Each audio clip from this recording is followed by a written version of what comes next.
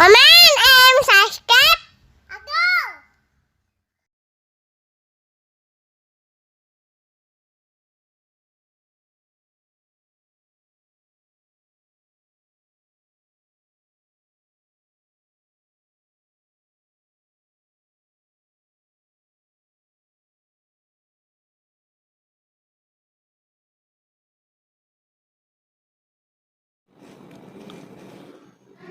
Ada 3 kesalahan fatal paling tidak di dalam gambar yang kita lihat barusan yang ada di Instagramnya orang-orang Salafi Wahabi.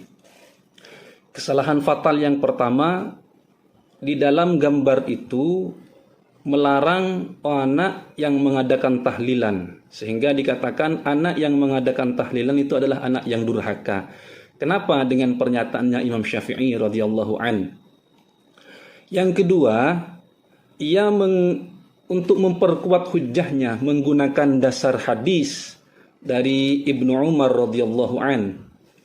Yang ketiga, kesalahan fatal yang ada di dalam gambar itu adalah apa yang disampaikan oleh orang-orang Salafi Wahabi dalam gambar barusan itu sangat-sangat jelas menyalahi hadis Nabi Muhammad SAW.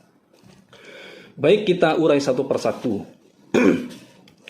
Orang-orang Salafi Wahabi menggunakan pernyataan Imam Syafi'i untuk melarang orang-orang mengadakan tahlilan, bahkan mengharamkan acara tahlilan. Seperti yang kita lihat barusan, bahwa Imam Syafi'i ini tidak suka, tidak senang dengan adanya maktam. Apa maktam itu? Wahia al-jamaah. Maktam itu adalah sebuah perkumpulan. Di dalam kitab itu seperti di gambar itu dijelaskan seperti itu.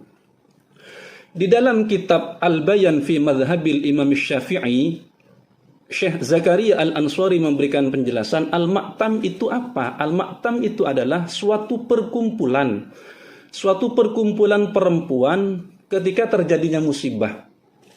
Ini pernyataan Imam Syafi'i ini adalah menjadi senjata ampuh oleh orang-orang Salafi Wahabi untuk melarang acara tahlilan. Padahal kalau kita mau teliti memahami apa yang disampaikan oleh Imam Syafi'i itu, sama sekali beliau tidak bermaksud untuk melarang tahlilan, apalagi bahkan sampai mengharamkannya. Antara maktam atau perkumpulan ketika ada musibah dengan tahlil itu sangat-sangat jauh bedanya. Sama sekali tidak ada persamaannya. Maktam dengan tahlilan sama sekali tidak sama. Kenapa? Kalau maktam itu hanya berkumpul untuk meratapi, menangisi atau tidak menangisi orang-orang yang telah meninggal dunia atau mayit. Kalau tahlil kan beda. Tahlil itu bisa kita laksanakan dengan cara berjamaah atau mengundang orang banyak atau dengan sendirian bisa. Di dalam tahlil itu komponennya adalah pembacaan surah Yasin, pembacaan Al-Quran, pembacaan kalimat-kalimat thayyibah seperti tasbih, istighfar, sholawat, mendoakan orang yang telah meninggal dunia untuk mendapatkan ampunan dari Allah Subhanahu wa Ta'ala. Itu adalah komponen tahlilan, itu adalah tahlilan. Sangat beda dengan maktam. Maka ini adalah kesalahan fatal dari orang-orang Salafi Wahabi yang menggunakan pernyataan Imam Syafi'i tidak sesuai, tidak pada tempatnya. Dan ini adalah kesalahan yang sembrono. Kesalahan yang kedua, orang-orang Wahabi untuk memperkuat hujahnya dalam gambar barusan menggunakan hadis yang dari Abdullah bin Umar yang berbunyi innal mayyita la yu'adzabu bi bukai ahlihi alaih, atau dari hadis yang lain ada bahwasannya seorang yang telah meninggal dunia la yu'adzabu akan disiksa sebab tangisan dari keluarganya untuk dirinya. Bahwa orang mati ini akan disiksa, mendapatkan siksaan kalau keluarganya yang masih hidup nangis. Ini hadis perlu penjelasan lebih detail. Apakah hanya sekedar menangis kemudian orang yang meninggal disiksa? Anaknya yang masih hidup, keluarganya yang masih hidup kemudian menangis bersedih, kemudian memberikan siksa kepada keluarganya yang telah meninggal dunia? Tentu tidak. Kenapa? Karena kalau memang kita hanya melihat redaksi hadisnya, buka menangis saja, maka sudah barang tentu orang-orang Salafi Wahabi ini mengatakan Rasulullah adalah pembuat dosa. Kenapa demikian? Karena Rasulullah Shallallahu Alaihi Wasallam pernah menangis ketika putra beliau Sayyid Ibrahim wafat. Beliau Rasulullah juga pernah menangis ketika salah satu sahabatnya yang bernama Uthman bin Maz'un, beliau wafat. Bahkan di dalam hadis itu dijelaskan air mata Rasulullah sampai membasahi jenggotnya, membasahi pipinya. Ini Rasulullah menangis. Apakah dengan dasar hadis ini Rasulullah bisa dikatakan pembuat dosa karena beliau menangis? Tentu sangat tidak. Tidak, sama sekali tidak. Rasulullah tidak sedemikian.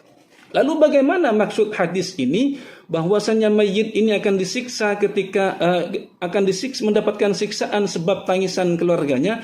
Ternyata dijelaskan oleh banyak ulama fikih, di dalam ulama-ulama muhaddis atau ulama-ulama hadis juga dijelaskan bahwa yang dimaksud nangis ini yang kemudian bisa membuat orang yang meninggal dunia itu disiksa adalah tangisan yang diharamkan. Maksudnya tangisan yang diharamkan seperti apa? Kok ada tangisan yang diharamkan? Artinya adalah ketika ada orang meninggal, kemudian keluarganya menangis dengan ratapan, dengan sampai memukul wajah, menjambak rambut, memotong rambut, atau merobek-robek pakaian. Ini adalah tangisan yang tidak diperbolehkan.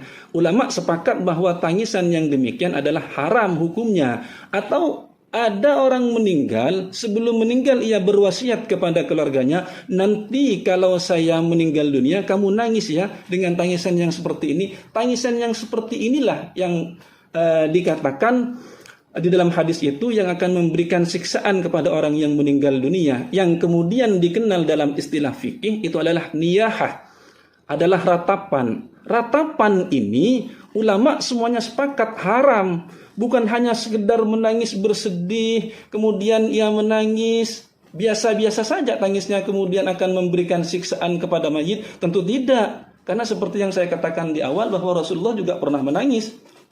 Nah inilah kesalahan-kesalahan fatal orang-orang Salafi Wahabi menggunakan dalil hadis tidak sesuai kepada apa yang dimaksud oleh hadis itu sendiri. Hadisnya benar, hadisnya sangat benar.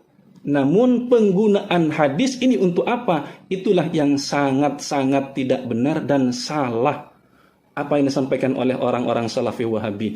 Yang ketiga kesalahannya, kalau ada anak membacakan tahlil untuk orang tuanya yang meninggal dunia dikatakan anak durhaka, sungguh ini adalah pernyataan yang bertentangan dengan sabda Rasulullah Shallallahu Alaihi Wasallam. Sebagaimana jamak kita dengar, umum kita dengar bahwa idza mata ibnu adam in qata'a amaluhu illa min thalas shadaqatin jariyah ilmin yuntafa'u bih aw waladin shalih. Bahwa ketika ada seorang meninggal dunia maka semua amalnya lepas, semua apa yang dimiliki terlepas kecuali 3, sedekah jariyah, anak soleh yang mendoakan orang tuanya, ilmu yang bermanfaat. Di dalam proses tahlilan itu adalah anak yang masih hidup, keluarga mayit yang masih hidup itu mendoakan orang yang telah meninggal dunia dengan cara istighfar, dengan cara membaca Yasin, membaca Al-Quran, sedekah, memberikan jamuan. Ini proses tahlilan, prosesi tahlilan. Nah kalau kemudian anak yang membacakan tahlilan orang tuanya dikatakan anak durhaka, berarti ini tidak sesuai dengan apa yang sudah biasa didengungkan oleh dirinya orang-orang Salafi Wahabi, kembali kepada Al-Quran, kembali kepada hadis. Kenapa? Karena mereka tidak sesuai dengan apa yang mereka katakan untuk kembali kepada hadis. Rasulullah mengatakan anak soleh yang mendoakan orang tua itu adalah bagian dari anak-anak yang berbakti kepada orang tuanya. Itu bisa kita temukan salah satunya pada prosesi tahlilan. Sekali lagi, orang-orang Salafi Wahabi adalah orang-orang yang sembrono, orang-orang yang serampangan baik menggunakan dalil Al-Quran, menggunakan hadis, dan sama sekali tidak sesuai dengan hadis Rasulullah, tidak sesuai dengan perilaku Rasulullah, tidak sesuai dengan apa yang ada dalam Al-Quran. Hanya omongan-omongan saja kembali kepada Al-Quran, hanya omongan-omongannya saja kembali kepada hadis. Nyatanya mereka sama sekali tidak sesuai dengan ajaran Al-Quran, tidak sesuai dengan ajaran hadis. Hadanallahu wa iyyakum ajma'in wal afwa minkum. Assalamualaikum warahmatullahi wabarakatuh.